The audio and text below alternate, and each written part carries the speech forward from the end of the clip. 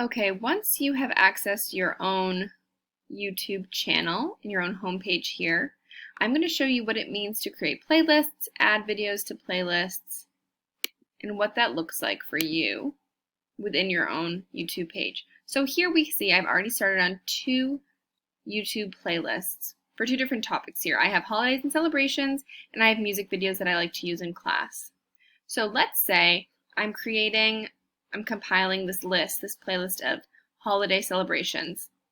And I know I need one for the Day of the Dead. I can go in here, I'm scrolling, I've been looking at some, I know which ones I want to add. I select the video. And if you notice, we'll scroll down a little bit. Here it says save, little plus symbol here. We're going to select this. My current playlists are listed, and you're also given the option to create a new playlist. We'll get to that in a second. Right now I'm just going to simply select the playlist I want to add this video to. If you look in the bottom left-hand corner, it will tell you that it's been added to that specific playlist. And then I just simply X out of here, and it should be added, right? So if I go back into my home page, back to my channel, back into my playlists, I now have 6 videos, okay? So if I select my playlist and scroll down to the bottom here, video number 6, there it is, the video that I just added. Okay, so it's super simple, and it's an awesome way to have all of your videos together in one place.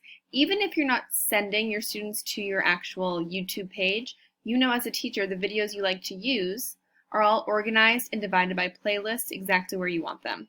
And easy to find, easy to access.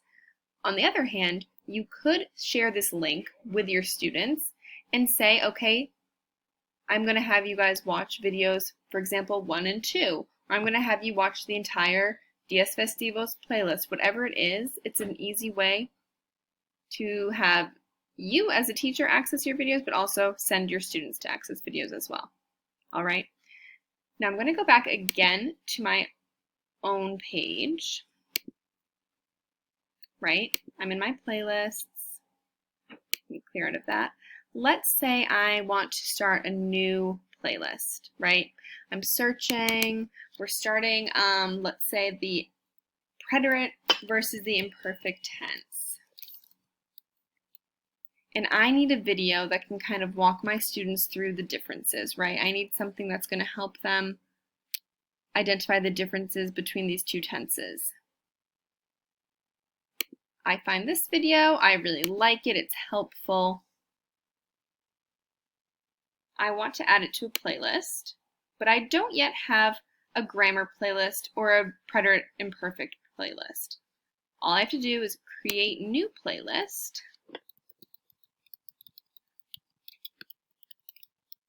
title it whatever I want, create. I'll be notified here that it's been created, and again, if I revisit my page, go into playlists, I now have a 3rd playlist. I have that 1 video in there, and I can continue, just as I did before, to add any new videos to this playlist.